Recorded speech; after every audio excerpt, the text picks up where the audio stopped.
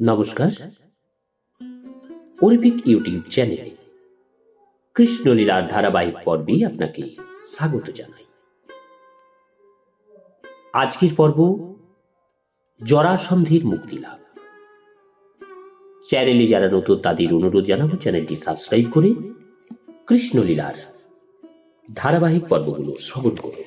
আসুন আজকের পর্ব শুরু করি। জরাসন্ধের মুক্তি লাভ পর্ব 2।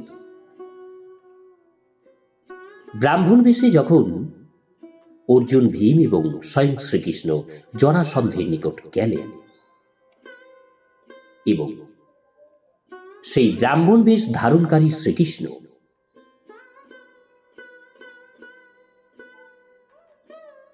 জরাসন্ধকে বললেন, মহারাজের জয় হোক, আমরা বহু দূর দেশ থেকে এসেছি। রাজপ্রাসাদে আমরা 3 জন আপনার অতিথি। আমাদের কিছু প্রার্থনা আছে। আমরা আশা করি যে আপনি কৃপা পরবশ হয়ে তা পূর্ণ করবেন। আমরা আপনার মহৎ গুণাবলীর কথা অবগত আছি। দুর্দশাগ্রস্ত হলেও তিতিক্ষা পরায়ণ ব্যক্তি সর্বদা সকল অবস্থায় সহ্য করতে পারে। একজন অপরাধী যেমন সবচেয়ে জঘন্য কার্য করতে পারে, তেমনি আপনার মতো একজন মহান দাতা প্রার্থিত ব্যক্তির সবকিছু পূরণ করতে পারে। আপনার মতো এক মহান ব্যক্তিত্বের কাছে আপন পর বলে কিছু নেই। এমনকি মৃত্যুর পরও খ্যাতনামা ব্যক্তিরা চিরজীবী হয়ে থাকে। যে কার্যের মাধ্যমে একজনের নাম যশ চিরস্থায়ী হয়, তা সম্পাদনে সক্ষম এবং সম্পূর্ণ যোগ্যতা সম্পন্ন হওয়া সত্ত্বেও যদি সে সেই কার্য সম্পূর্ণ না করে, তাহলে মহৎ ব্যক্তির দৃষ্টিতে সে নিন্দনীয় হয়ে ওঠে। এরকম নিন্দনীয় ব্যক্তি দান করতে অস্বীকৃত হওয়ায় তার সারা জীবনেই শোচনীয় হয়ে ওঠে।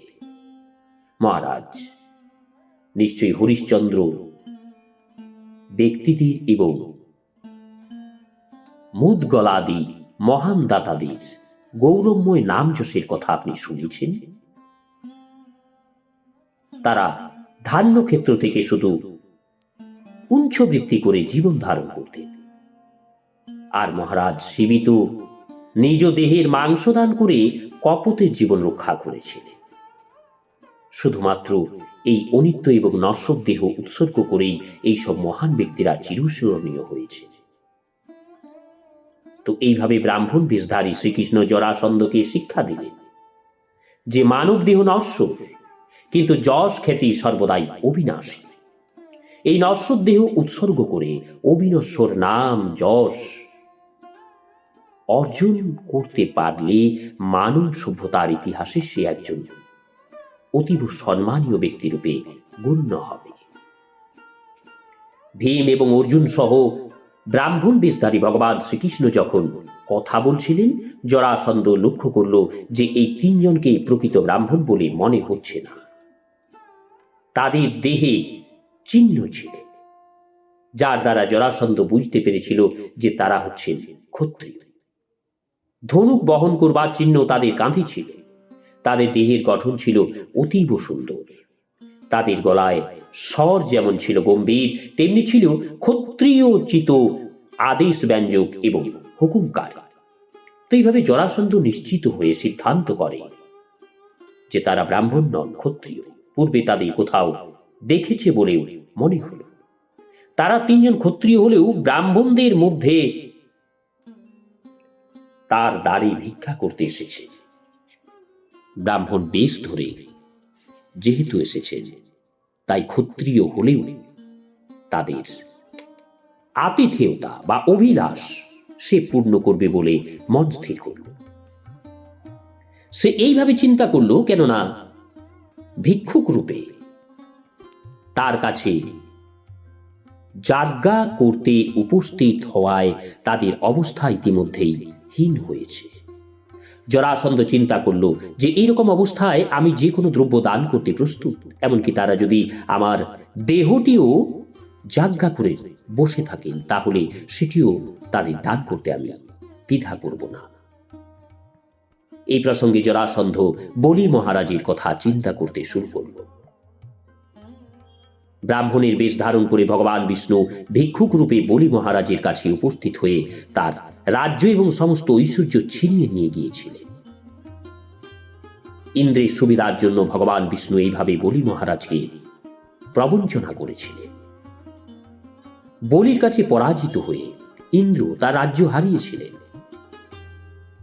বলি মহারাজ এইভাবে প্রবঞ্চিত হলেও মহাভাগবত এবং সর্বস্ব দাতারূপে তার মহিমা এখনো ত্রিজগতে ঘোষিত হচ্ছে। ব্রাহ্মণ যে বিষ্ণু স্বয়ং এবং তিনি যে ইন্দ্রের জন্য তার ঐশ্বর্যশালী রাজ্য ছিনিয়ে নিতে এসেছেন, একথা বলি মহারাজ অনুমান করেছিলেন। বলি মহারাজের কুলগুরু এবং পুরোহিত এই প্রসঙ্গে তাকে বারবার সতর্ক করে দিয়েছিলেন। তো ব্রাহ্মণের ইচ্ছা পূর্ণ করতে, তার যাজ্ঞা অনুযায়ী দান করতে বলি মহারাজ দ্বিধাবোধ করেননি এবং পরিশেষে তিনি সর্বস্বই ব্রাহ্মণকে দানও করেছিলেন। জরাসন্ধ চিন্তা করল,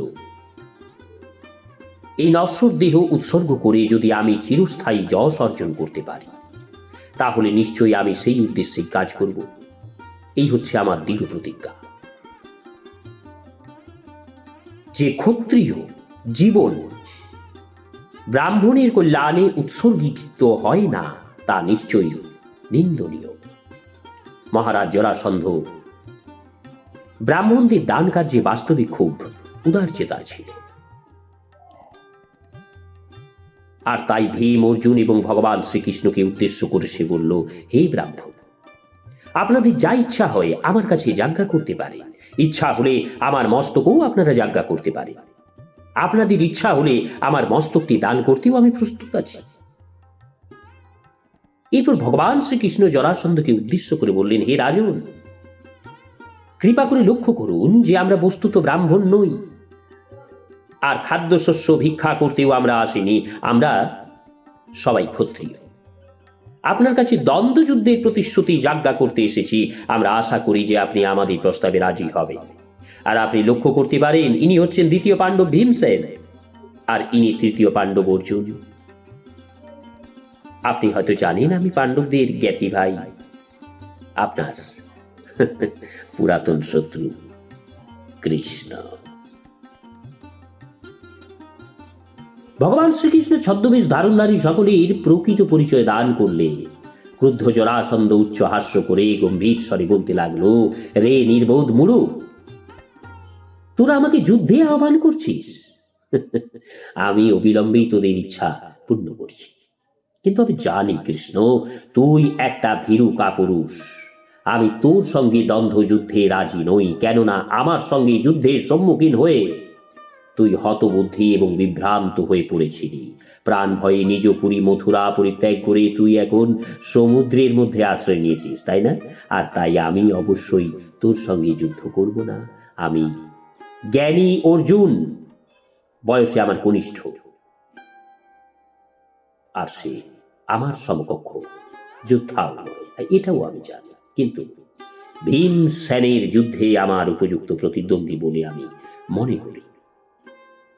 তো এই কথা বলে জরাসন্ধ ভীমের হাতে এক অতিশয় ভারী গদা অর্পণ করল এবং নিজেও অন্য একটি গদা তুলে নিল। এইভাবে দ্বন্দ্ব যুদ্ধের জন্য তারা সকলে পুরীর প্রাচীরের বাইরে গেল।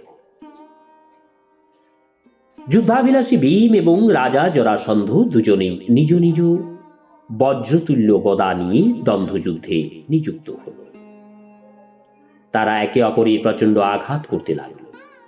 তারা দুজনেই ছিল দক্ষ যোদ্ধা। তাদের দুজনের এই গদাঘাত কৌশল এতই সুন্দর যে মঞ্চে নৃত্যরত দুই দক্ষ নটির মতো তাদের দেখাচ্ছিল।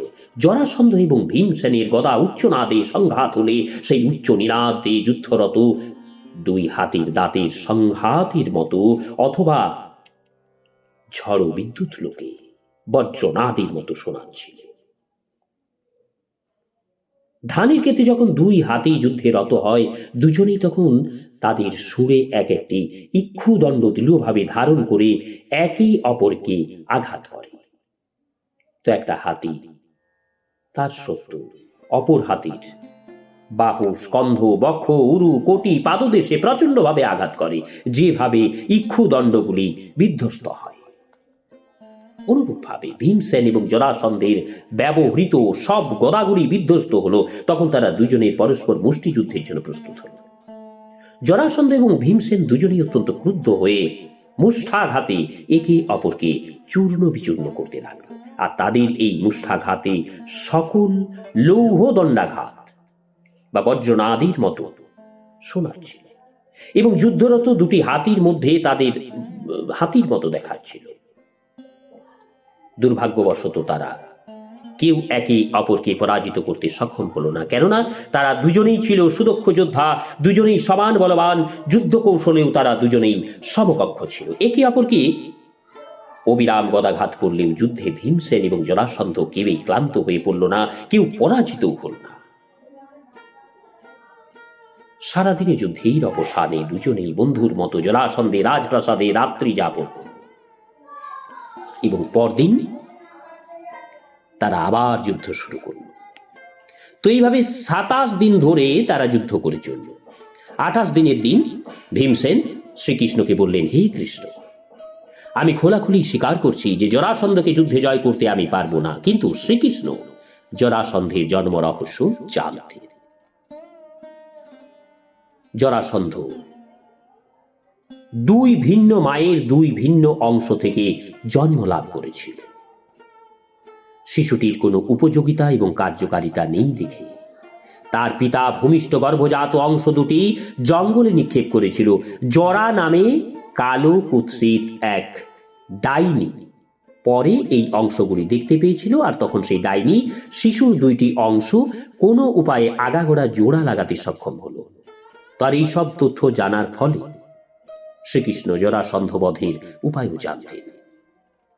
ভগবান শ্রীকৃষ্ণ ভীমসেনকে ইঙ্গিত করে জানালেন যে দেহের দুই অংশের মিলনে জরাসন্ধের জীবন লাভ করায় এই অংশ দুটি বিভক্ত করলেই তাকে বধ করা যাবে। তো এইভাবে ভগবান শ্রীকৃষ্ণ ভীমসেনের শরীরে নিজ শক্তি সঞ্চার করে জরাসন্ধ বধের কৌশল তাকে জানালেন। অবিলম্বেই শ্রীকৃষ্ণ গাছের একটি শাখা হাতে তুলে নিয়ে সেটিকে আবার দৈর্ঘ্যে দুটি ভাগে বিভক্ত করলেন। তো এইভাবে জরাসন্ধ বধের কৌশল কৃষ্ণ ইঙ্গিতে ভীমসেনকে জানালেন। লীলা পুরুষোত্তম ভগবান শ্রীকৃষ্ণ হচ্ছেন সর্বশক্তিমান। কৃষ্ণ কাউকে বধ করতে ইচ্ছা করলে কেউ তার জীবন রক্ষা করতে পারে না, সেই রকম কৃষ্ণ কাউকে রক্ষা করতে চাইলে কেউ তাকে বধও করতে পারে না। ভগবান শ্রীকৃষ্ণের ইঙ্গিত বুঝতে পেরে ভীমসেন জরাসন্ধকে ভূতলে নিক্ষেপ করে তার পা দুটি ধরে নিলেন। জরাসন্ধ ভূপতিত হওয়া মাত্র ভীমসেন তার একটি পা ভূমিতে চেপে ধরে অপর একটি পা দুটি হাতে দৃঢ়ভাবে তুলে আনলেন। জরাসন্ধকে এইরকম ভাবে ধরে হাতি যেমন বৃক্ষ শাখা দ্বিখণ্ডিত করে, সেইভাবে ভীমসেন তার গুহ্যদেশ থেকে মস্তক পর্যন্ত চিরে জরাসন্ধের শরীরকে দুই ভাগে বিভক্ত করলেন।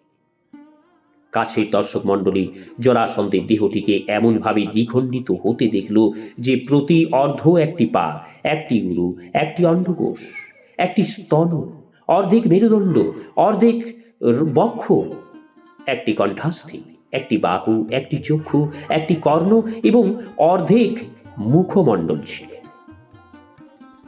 জরাসন্ধের মৃত্যু সংবাদ ঘোষণা হওয়া মাত্র মগধের নাগরিকরা সকলেই হায় হায় রবে ক্রন্দন করতে শুরু করল। এদিকে ভগবান শ্রীকৃষ্ণ এবং অর্জুন ভীমসেনকে আলিঙ্গন করে অভিনন্দন জানালেন। জরাসন্ধ বধ হলেও শ্রীকৃষ্ণ বা দুই পাণ্ডব ভ্রাতা কেউই জরাসন্ধের সিংহাসন দাবি করেন। জগতে শান্তি স্থাপনের বিঘ্ন সৃষ্টির প্রয়াস থেকে বিরত করবার উদ্দেশ্যেই জরাসন্ধকে বধ করা হল। শান্তি স্থাপনে বিঘ্ন সৃষ্টিকারী অসুরদের হনন করা এবং ধর্মাত্মাদের জীবন রক্ষা করাই ভগবান কৃষ্ণের উদ্দেশ্য এবং লক্ষ্য। আর এই জন্য অচিরেই শ্রীকৃষ্ণ সহদেব নামে জরাসন্ধের পুত্রকে আহ্বান করে বৈদিক ক্রিয়াকর্ম অনুষ্ঠানের মাধ্যমে পৈতৃক রাজ সিংহাসন অধিকার এবং শান্তিপূর্ণভাবে রাজ্য শাসন করতে নির্দেশ দিলেন। ভগবান শ্রীকৃষ্ণ হচ্ছেন জগন্নাথ, তিনি জগদীশ্বর, তিনি জগৎপতি। সকলেই শান্তিপূর্ণভাবে কৃষ্ণ ভাবনাময় জীবনযাপন করুক, এইটি তার একান্ত কামনা। সহদেবকে রাজ সিংহাসনে অভিষিক্ত করে জরাসন্ধ দ্বারা অনর্থক কারারুদ্ধ সকল রাজন্যবর্গকে কৃষ্ণ মুক্ত করে দিলেন। নমস্কার, আজকের পর্ব এখানেই শেষ করছি। আসবো আগামী পর্ব নিয়ে শ্রীকৃষ্ণের হস্তিনাপুরে প্রত্যাবর্তন। চ্যানেলে যারা নতুন তাদের অনুরোধ জানাবো চ্যানেলটি সাবস্ক্রাইব করে কৃষ্ণলীলার ধারাবাহিক পর্বগুলো শ্রবণ করুন। রাধে রাধে, হরে কৃষ্ণ।